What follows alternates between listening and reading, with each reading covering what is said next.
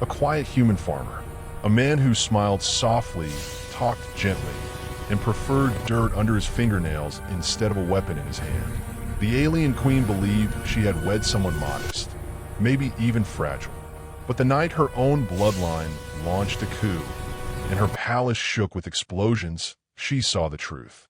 The farmer stepped from the shadows and moved like a ghost forged in war. What else was humanity hiding behind those soft smiles? Before we dive into this wild HFY ride, do me a favor. Tap like if you enjoy stories where humans completely shatter expectations. Subscribe if you want more cinematic HFY tales. And hey, share this with a friend who loves sci-fi surprises. Ready? Good.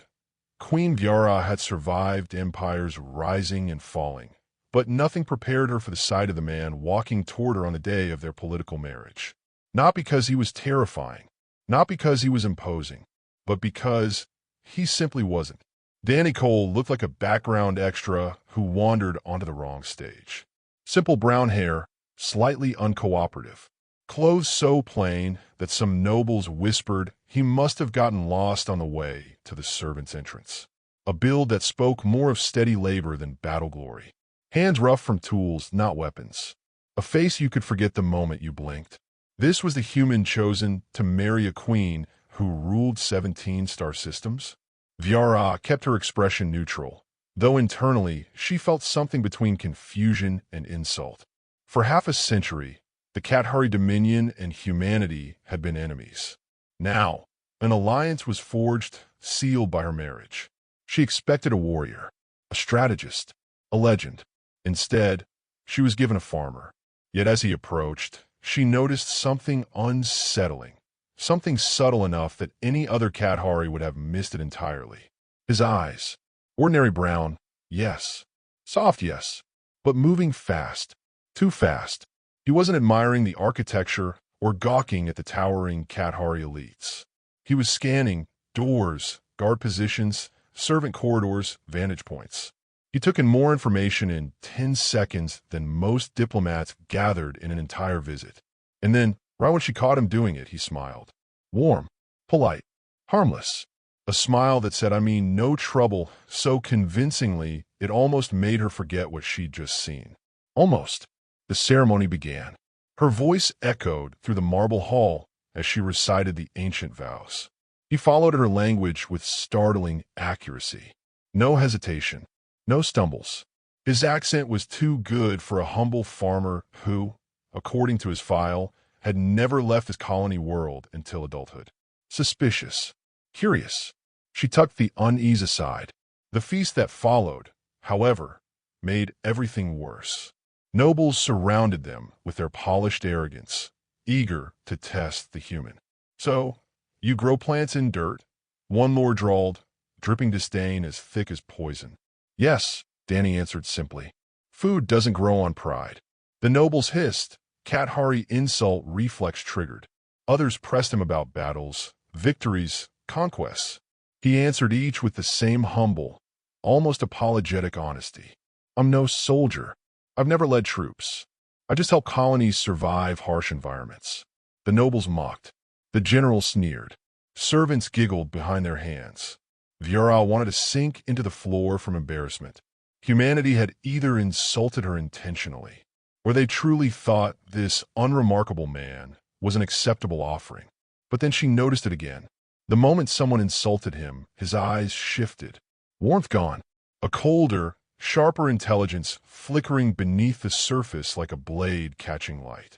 It lasted less than a heartbeat, but Viara saw it. Over the next days, the oddities multiplied. In the palace gardens, he worked with casual expertise. Nothing strange there. But the scars on his forearms were wrong. Straight, clean, patterned. Not the chaotic patchwork of farming accidents. She recognized blade training scars, and he covered them with a roll of his sleeve so casually, as if hoping she wouldn't notice. At night, he slept lightly, too lightly. The smallest sound made him sit up, alert but silent. Warriors slept like that. Assassins slept like that. He moved through the palace like he'd trained to avoid making noise. No footstep too loud. No gesture wasted. A man used to slipping through dangerous places without being seen. When he thought no one watched, his posture changed, shoulders relaxed, steps precise, focus sharp. Then someone would enter the room, and he immediately shifted to friendly, harmless farmer again. It was a mask. Convincing. Polished. Practiced. Vera began watching him closer. He befriended the chef, the security chief, the old librarian. At first she thought he was simply kind. Then she realized he had chosen these people specifically, the ones who knew things. Patrol routes, supply chains, hidden passages, emergency tunnels. Every piece of information that a spy or a protector would need. One evening, while he planted a strange earth species, red blossoms, spiraling vines, she approached him quietly. "Those scars on your arms," she said. "Farming injuries?" Dany didn't flinch. He smiled softly. "I used to be clumsy. Too fast. Too smooth. A lie wrapped in honey. Clumsy farmers don't move like you," she replied. For the first time, he hesitated. Only a second, but a real, human second. Then he shrugged. "Kepler, 442b had predators. You learn to step lightly." Another lie. Half-truth at best. Every passing day, the puzzle pieces sharpened. He learned her complex language in a month. Impossible. He memorized every hallway, every guard pattern. He read military texts with unnerving enthusiasm. He asked about the Dominion's wars, its enemies, its political fractures. And through it all, he kept that gentle smile, that soft voice, that modest manner. But the mask slipped again and again, little fragments revealing something far more dangerous beneath. Still, there was something else she didn't expect. He was kind. To servants. To guards. To nobles who mocked him. To her. And it unnerved her more than any scar or silent footstep. Kind warriors existed. Yes, but they were never harmless. 6 months passed, and she found herself torn between suspicion and something almost like trust. Almost like comfort. Almost like wanting to understand him rather than expose him. But the final spark came during a morning training session. She invited him to watch her elite guards practice. He watched closely, but with that same farmer's politeness. So she pushed him. Try sparring. He tried to decline. Gently. Humbly. Predictably. But when he stepped into the arena and the young guard Torvin attacked, Dany moved. Not like a human. Not like a farmer. Not like any Kathari warrior she'd ever seen. He slipped past every strike with effortless, fluid steps. Not fighting, surviving. Not attacking, waiting. And the moment Torvin grew sloppy, a single step and a gentle push put the elite guard face first in the dirt. "Lucky," Dany said with a sheepish smile. Vera stared at him. Nothing about that had been luck. And in that moment, realization settled cold and certain in her chest. This man was not what he claimed to be. Not remotely. Not ever. And whatever truth he was hiding, she suspected it was far more dangerous and far more human than she was prepared for. Queen Vera had ruled long enough to know when someone was lying to her. And Dany Cole, her modest human husband, wasn't just lying. He was living a lie. A gentle one, a quiet one, the sort that wrapped itself in kindness and humility so neatly that most people mistook it for sincerity. But Vera wasn't most people. After the sparring match that ended with her elite guard face down in the dust, she began watching him with new eyes. Not as a confused bride, not as a suspicious queen, but as a predator watching another predator who'd managed to disguise himself as prey. And that intrigued her. For weeks, Dany's routines seemed normal, but the details never lined up with the man he claimed to be. He woke at dawn every day, moving through a silent routine of stretches and strange fluid motions she didn't recognize. Not Kathari, not Terran military forms her intelligence officers studied. Something older, stripped down, efficient, a body taught to kill without wasting a breath. She saw the way he ate, measured portions, always checking what went into his food. The way he walked, always close to walls, never exposing his back. The way his eyes flicked to reflective surfaces, not to admire his reflection, but to check who stood behind him. Farmers didn't do these things. Assassins did. Still, He was warm, infuriatingly warm. He thanked servants by name, brought guards snacks from the gardens he tended, spoke to nobles with such patience that it made her suspect he had trained for dealing with arrogant royalty long before he ever met her. And all the while, he learned. He learned the palace's forgotten passages from the old librarian. He learned the palace's choke points from the security chief. He learned the palace's supply chain from the chef. He learned everything. And the most unsettling part wasn't that he found all of it. It was that he never flaunted the knowledge. He tucked it away quietly, humbly, almost apologetically. Viera found herself torn between fear and admiration. One evening, she confronted him in the gardens he'd transformed. Earth and Kathari flora tangled together in beautiful, unexpected harmony, just like the two of them were supposed to be. "You found the hidden tunnel behind the Eastern Library," she said. He paused mid-dig, wiping sweat from his brow. "Found it by accident. In the passage beneath the throne room. Librarian mentioned it. And the emergency exit directly connected to my private chambers." He hesitated, only a second, but enough. "That one I look for intentionally," he admitted. "If something bad happens, I want to know the fastest way to get you out." Viera felt something shift inside her. Not fear, not anger, something warmer. But she couldn't let that distract her. "Why do you expect something bad to happen?" she asked softly. His answer didn't come as quickly as his lies usually did. When it did, it was the truth, at least partially. "Because bad things always happen," he murmured.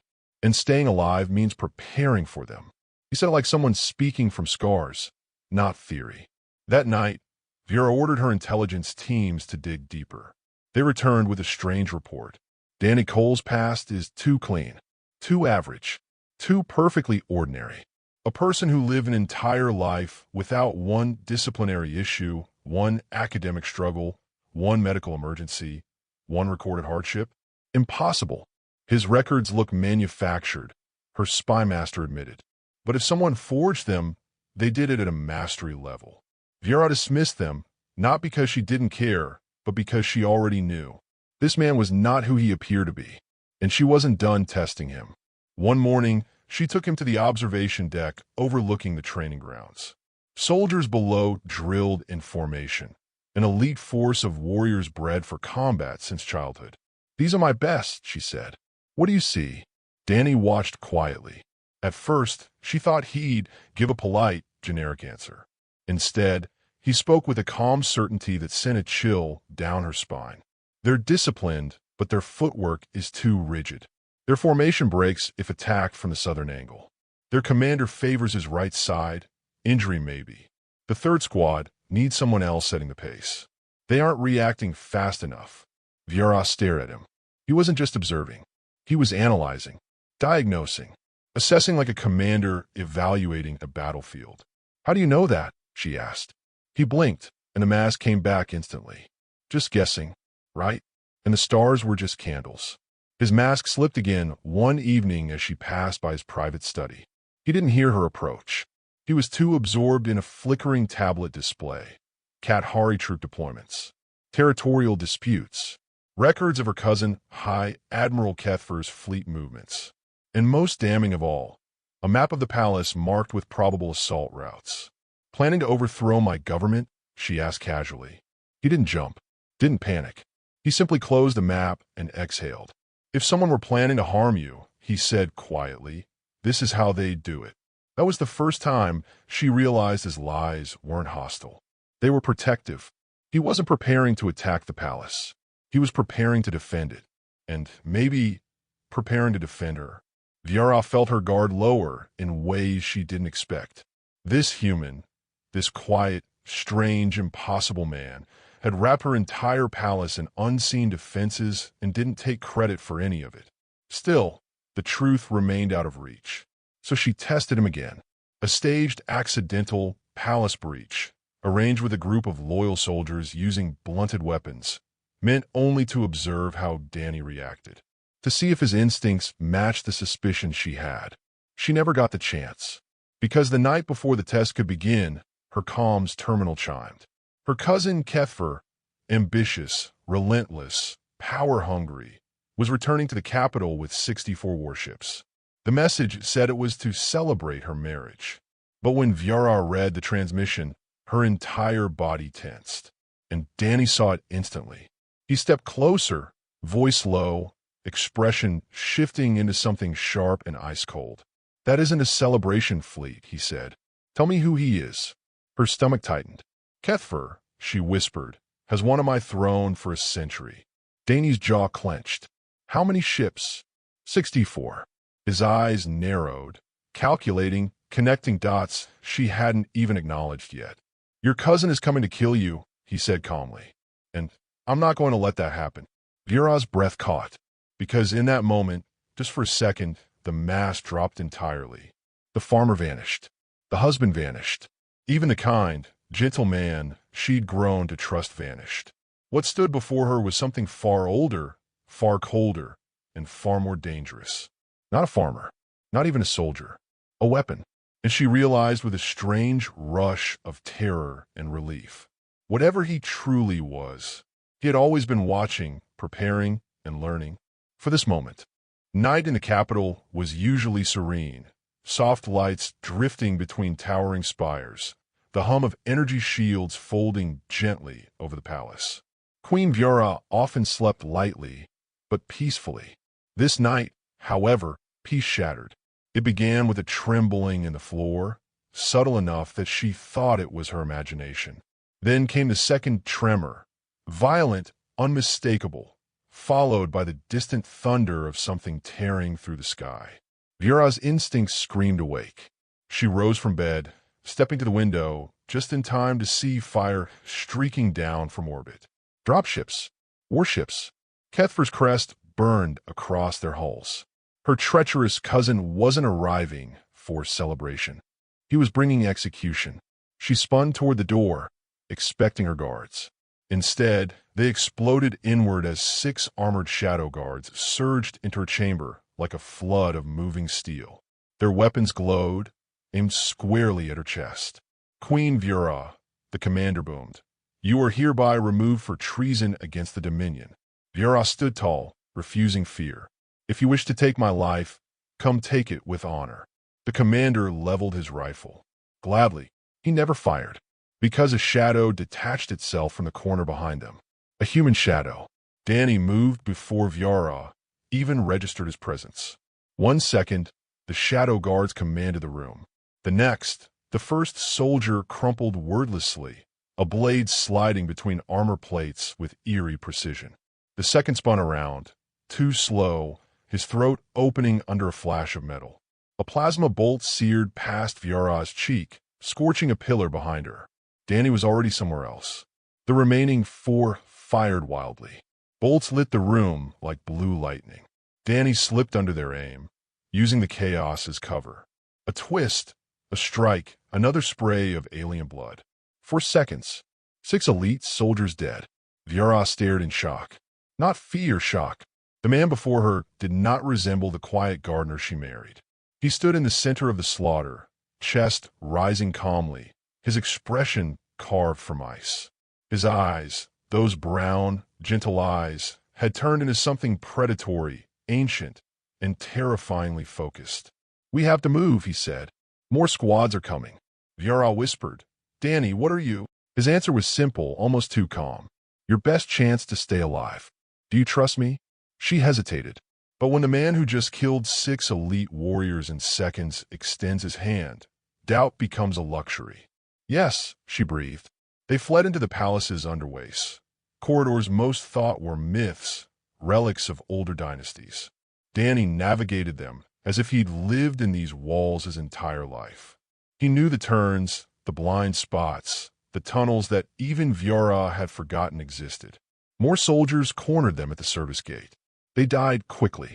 Others ambushed them near the high storage vault. They never made it to their second shot. Dany fought like violence was an old friend, one he had hoped never to see again, but now welcomed with grim familiarity. There was no wasted motion, no hesitation. Even his breathing stayed steady, controlled. Viera watched, half horrified, half awed. This man, this human, had been hiding a storm. When they reached the maintenance corridor behind the throne room, Viera heard Kethver's voice through a half-open vent. His tone was triumphant, venomous. "Citizens, your queen betrayed us. She let a human infiltrate our empire. Tonight, we reclaim our pride." He knows, she thought. Or he suspects enough. Dany's jaw tightened. He's trying to legitimize his coup. Smart, but he doesn't understand who came with you. He led her deeper underground to an ancient emergency communication center. Dust coated the panels, but the system still worked. When Viera tried to ask how he knew that, he simply powered it on with practiced familiarity. He wasn't improvising. He'd planned for this. Dany keyed in a secure channel, speaking words she'd never heard from him. Sergeant First Class Dany Cole. Protocol Shadow Garden. Asset secured. Palace compromised. Request immediate support. Static. Then a voice boomed through the speakers. Ironclad to Sergeant Cole. Strike team deployed. ETA 90 minutes. Hold position. Viera felt the world shift. Sergeant. Protocol. Strike team. Her husband wasn't just trained. He wasn't just dangerous. He was military. Special operations. Humanity's hidden weapon. Dany turned to her. "I lied. I was deployed to your empire 4 years ago. Your marriage was the only way to get close enough to protect you." Viera felt both betrayed and strangely relieved. Was anything real? His expression softened, barely but real. "More than I expected." The wall exploded. Shadow guards poured into the bunker. Dany shoved Viera behind a support pillar and opened fire. Plasma bolts crackled across the room. Dany moved faster than the human body should allow, firing precisely, covering her, repositioning constantly. But there were too many. The first wave fell. The second nearly overwhelmed them. Grenades detonated, collapsing half the bunker and sealing their escape route. Viera grabbed a fallen weapon and fought beside him, but Dany was the center of the storm. Burn scorched his left arm. A blade sliced deep into his side. Blood dripped into his eye. Still he fought, refusing to let a single soldier reach her. 23 left, he muttered between shots. "We can do this." "You're wounded," she cried. "I'll bleed later." The third wave came as a rush of armored bodies. 15 shadow guards charged at once, trying to crush them under sheer force. Dany met them head-on. He fired until his rifle overheated. Then he switched to a blade. Then his hands. He moved like someone forged in survival, slipping through gaps in armor, striking tendons, crushing throats, breaking bones. Every movement was lethal. The room shook with the violence. Viera fought too, but she knew, painfully, that the reason she was still breathing was because a single human refused to fall. When the last guard collapsed, Dany staggered back, lungs burning. The comm line crackled. "Strike Team Alpha arriving in 2 minutes. Hold position." Dany leaned against a shattered console, sweat mixing with blood. "Asset secure," he whispered. Then his knees buckled. "No!" Viera caught him as he collapsed. His head rested against her shoulder, his breath faint. "Dany, stay awake." He managed a small, tired smile, the same gentle one she'd seen on their wedding day. "Not going anywhere, Viera." A pause. "Not while you still need me." Terran Marines crashed through the entrance moments later, weapons raised, only to freeze at the carnage. They had never seen anything like what one man had done tonight. And Viera knew, as she held her wounded husband, that she never truly understood humans. Not until now. The medical bay aboard the Terran battleship Ironclad was a cathedral of light, quiet, sterile, humming with machines designed to keep warriors alive. Queen Viera sat beside the bed where Dany Cole lay unconscious, wrapped in bandages and medical gel. Half his body was bruised, burned, or stitched, yet he breathed with stubborn determination, like a man refusing to let death interrupt a promise. Viera hadn't moved from his side since the strike team rescued them. Her empire was in chaos. The coup was still unraveling below. Councils demanded her presence. Generals demanded orders. Citizens demanded reassurance. Yet she stayed here, because tonight she had learned what humanity truly was. Not weak, not fragile, not naive. Humanity was a knife hidden in soft cloth, a storm beneath a soft voice. a species that smiled kindly even while training to survive the impossible. She looked at the man sleeping beside her, a man who gardened with gentleness and fought with monstrous precision. Who exactly had she married? When Dany finally opened his eyes, it was slow and heavy, like someone surfacing from a deep ocean. Viera leaned in, unable to hide the relief in her voice. "You're awake." He blinked at her, then gave that small, warm smile, the one that had always felt too gentle for the galaxy he lived in. "I told you I'd stick around," he whispered, voice rough. "You almost didn't." Her words wavered. "You nearly died protecting me. You nearly died several times." He shrugged slightly. "That's what I was sent for." She swallowed. "No. What you did, no mission demands that level of sacrifice." He didn't answer immediately. His gaze drifted around the room, taking in the medical equipment, the guards outside the door, the Terran insignias. Finally, he said softly, "I didn't do it for the mission." Her heart tightened. Before she could speak again, Admiral Rourke, the Terran fleet commander, entered with a stern expression. "Sergeant Cole," he said, "the Dominion Council has demanded an explanation. The Queen is being accused of harboring a human weapon.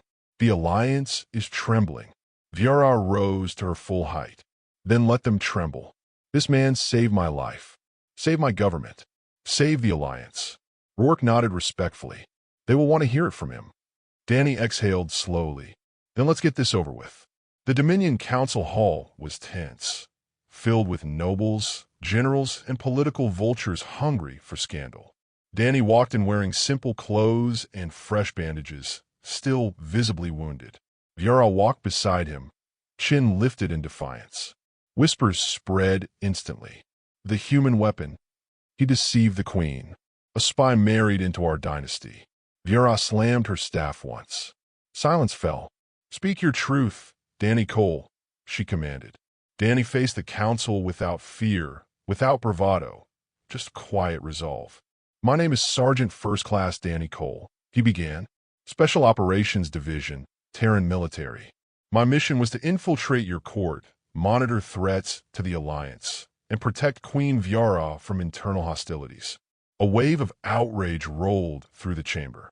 A spy, human manipulation, an insult to the Dominion. Viera raised her hand. "Let him finish." Dany continued, voice steady. "I lied. I concealed my identity. I acted under orders. If punishment is required, I accept it." He paused. "But there is something you should know." The hall quieted, not by command but by curiosity. "What happened during the attack was not part of the plan," Dany said. "The mission ended the moment the Shadow Guards breached the Queen's chamber. After that, everything I did because she is my wife, and I was not going to let anyone take her from me." Even the coldest nobles hesitated. Viera stepped forward, placing a hand on his bandaged arm, gentle but unmistakably protective. "This man," she said firmly, "preserved the Dominion with his own blood. If he had not been here, I would be dead. The coup would have succeeded. Our empire would lie under the thumb of a tyrant." She faced the council fiercely. "If humanity sent a protector instead of a warrior, we should be grateful, not ashamed." Whispers rose again, but softer this time, considering, shifting. The head counselor finally spoke. "Queen Viera, what do you command?" Viera looked Dany in the eyes. Once, she had seen only mystery there. Tonight, she saw everything: pain, loyalty, danger, softness, all swirling in one impossible human soul. "I command," she said, "that my husband remain at my side, as my protector, as my advisor, and as the most dangerous farmer in the galaxy." Laughter rippled, not mocking but relieved. The council bowed. The decision was unanimous. Later, in their private chambers, when the doors shut and the political world faded behind them, Viera finally asked the question that had burned inside her since the Night of Fire. "Dany, did you ever think of me as just an assignment?" He hesitated, not because he didn't know the answer, but because saying it felt dangerous in its own way. "No," he said. "Somewhere along the way, the mission ended, and you became real." She stepped closer. "Real how?" He breathed in slowly. "Real in a way that scared me more than the Shadow Guards." "You care for me," she said softly. He nodded. More than I should. Her voice dropped to a whisper. Is it love? Dany swallowed. I'm not sure I know what love feels like, but I know I would die for you without thinking. I know I'd cross galaxies to keep you safe. And I know, he exhaled, I know I don't want a life that doesn't include you. Viara's chest tightened, not with fear, but with something far warmer. Something she hadn't expected to feel toward this strange, quiet human. She placed her forehead gently against his. Then we will learn what it means together. He smiled, that soft, disarming smile she had fallen for without noticing. Slowly, I hope. I'm still recovering. She laughed. Yes, slowly. You humans break easily. We also heal fast, he said with a smirk. Not fast enough, she murmured, brushing a hand across his cheek. In the gardens below their balcony, the plants he cultivated, Terran tomatoes, blue Kathari blossoms, vines from 2 different worlds, grew tangled together in perfect harmony. The Dominion would heal. The Alliance would strengthen. The galaxy would remember what one human had done. And Viara would never again underestimate the species that hid steel behind soft eyes. Dany Cole, she whispered, you have changed everything. He squeezed her hand gently. Humans tend to do that. And above them, the stars burned brighter than ever.